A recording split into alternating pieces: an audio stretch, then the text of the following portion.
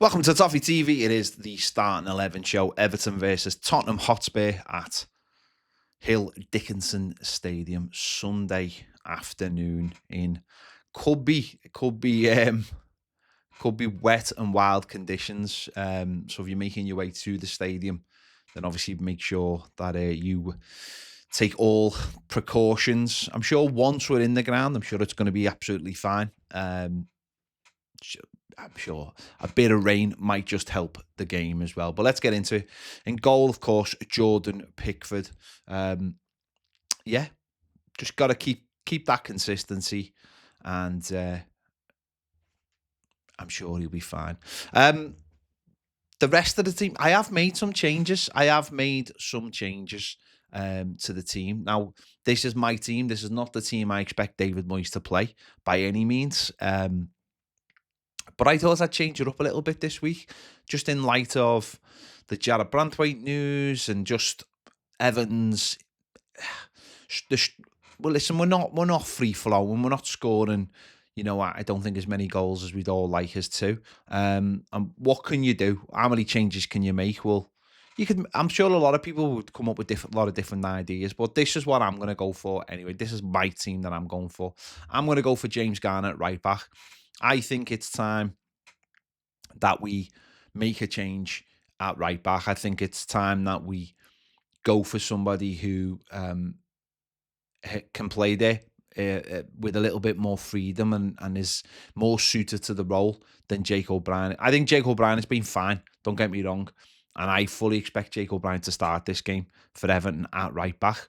But for me, I just think a little tweak, just change something, and certainly at home, going for someone who's a little bit more comfortable on the ball and can get up and down the pitch. Is it necessarily the best thing we can do? Maybe not, because we haven't actually got a right back. Seamus Coleman, yeah, people started asking those questions this week. Could Seamus Coleman play right back for Everton now that he's played some games for Ireland? Is he over his fitness issues? Well, maybe to an extent, but at his age, it's going to be really difficult for him to ever be truly away from his injury problems. But we saw from Ashley Young that if you're fit and you can offer something, then you can play. So I'm going to go for James Garner. The midfield situation, I'll explain in a minute what I would do. But I think he's looked very comfortable when he's played it right, when he's got to fill in there. Is it a long-term solution? Who knows? Who knows? It could be something that if he was put in there that Everton were to use for the rest of the season, because we do have other options in midfield. He has had a good start to the season, but why not? Why not? Anyway, let's see. Let's see. Left back, Michalenko obviously will continue playing at left back. There's not much else anyway, so we will go with what we've got. Centre backs, James Tarkowski, and I'm going to go for Jake O'Brien. Because, and I've been saying this a lot this week on the channel, is that I think now that Branthwaite is out and we know he's going to be out for a while, I'd like to see Everton change things up a little bit and not put maybe stick and plasters. I'd like Everton to look to the future. And Jake O'Brien is very much a player for now and the future, and I'd like to see him given a go there. Michael Keane he's not been an issue at all, really. I mean, if you drill down into stuff, he hasn't been perfect. I mean, last week they got first goal against Man City. I think he should be doing a lot better for. But that doesn't mean you can't improve, because Jarrad Branthwaite would have come straight back into the team, so therefore improving the side. I think Jake O'Brien could improve. I'm not saying he will, but I think he could improve the side, and certainly having someone else at right back could improve the side. Is any of this ideal? No, because we'd like Jarrad Branthwaite to play, but that's just not the way it is. And we'd like a right back, but we haven't got, one who's really in there at the peak of his career. So is any of it perfect? No, but for me, I'd like to see this. I'm not sure David Moyes agrees, but so be it. That's just the way it is. Into midfield, I've gone for Idrissa Gay, and alongside him, I've gone for Kieran Dewsbury-Hall. Now, Kieran Dewsbury-Hall, Idrissa Gay will play that role all day, the role he plays for us already. Kieran Dewsbury-Hall, I think, is someone who might benefit from actually being a little bit deeper. He is, and very much in his own words, a number 8. And I think that him playing in that role, I think maybe we could get a little bit more out of him. Him getting on the ball a little bit more. Does it lack the like a number 6 that James Garner's been doing? Yes, I think it does. But James Garner, I don't think is a proper number 6 either. I don't think there's a proper number 6 at the football club, if I'm honest. Someone who really sits in there and dominates and can move the ball all around the pitch. Don't get me wrong. Again, James Garner's been doing well. But is it well enough that it means that he doesn't, his place is completely not under threat? Well, no, because we've got Mail and Roll, we've got Timmy Abunam, who could grow into that role. And we've got Kieran Dewsbury-Hall, who naturally is a left-sided player. And if he played in a bit of more of a 2 with Idrissa Gay, then I think that would work. Everton have played with sort of 2 deep midfielders for a long time. So it's not like it's a massive problem, certainly for Idrissa Gay.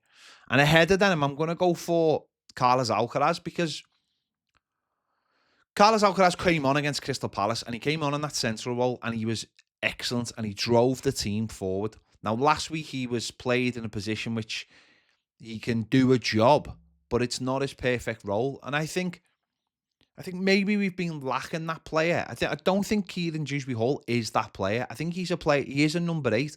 I think we need more of someone who's going to work with Beto. Let's be honest, Beto and Carlos Alcaraz worked brilliantly together last season. In so many games, they were like the perfect little partnership. Now, if we're not getting anything out of Barry and we're not getting anything out of Beto, then we've got to maybe go back to the source and see what worked for Beto. And having Carlos Alcaraz behind him worked. It really got him going. It really, he was moving, running with the ball and playing the ball in the right areas for him.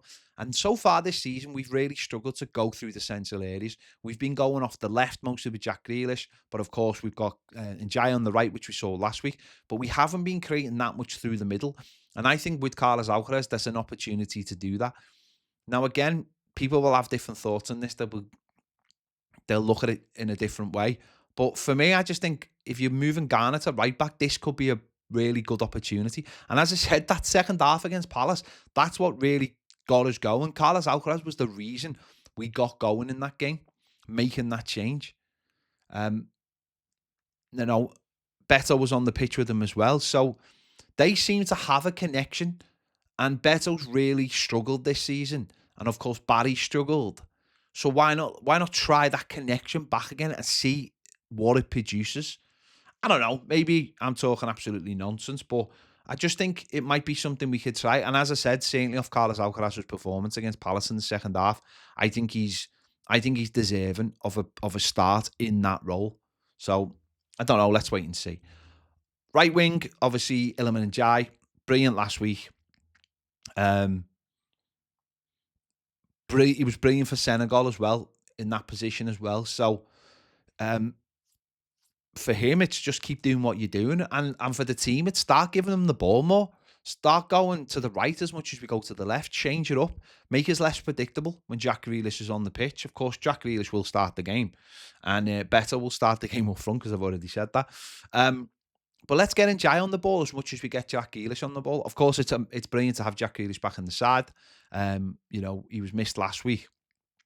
And he has to just keep doing what he's doing. I'd like to see both of them start to cross the ball. Like to see both of them. We scored the goal. Grealish's goal came from a cross. I think we've got to start putting the ball in earlier. Certainly if Beto starts. And Barry last season done really well for Villarreal in the air. So let's start putting the ball in the air to them. But also with Carlos Alcaraz, go through the middle as well. I think Beto, you just got to play to his strengths. And his strengths are getting, from crosses, but also the ball coming from behind him that he can run onto. Not seeing too much of that this season, and I think it would be. I think if you can't get, I think what happened with last season when Beto come into the side was we changed the way we played for Beto, and I think this season we've changed the way we play, and it's not helped Beto whatsoever. So maybe if we want goals from Beto, we have to change the style, and I think Njai and Grealish can easily do that. They're very, very good footballers. They can change the way they play or their final ball to help Beto out. So let's see what happens. I don't listen. By the way, this starting 11, there's not a chance on earth that David Moyes plays this starting 11. But I'm not here to pick the team that David Moyes is going to play. I'm here to pick the team that I would love to see start. And this is a team I'd really like to see start. And you know what? The way Everton have played this season and the amount of changes we've already made at half time, why not give it a go? And if it's not working or it's an utter disaster, guess what? We can change it. We've got subs on the bench. We've got Mail and Roll. We've got Seamus Coleman who could come on at right back. We've got Timmy Boonham there as well. We've got Tyler Dibble there as well. There are players who can come off the bench and make a change if it's not working. But I'd like to see something like that. I think that's a balanced side. I really do think it's a balanced side, and why not? Let's, as I said, I can't imagine it will be the starting 11, but we'll see what happens. Anyway, there you go. That's my team. Make sure to check out the match preview with Baz and myself, and, be ready for all of the content after the game as well. Thanks for watching. See you later.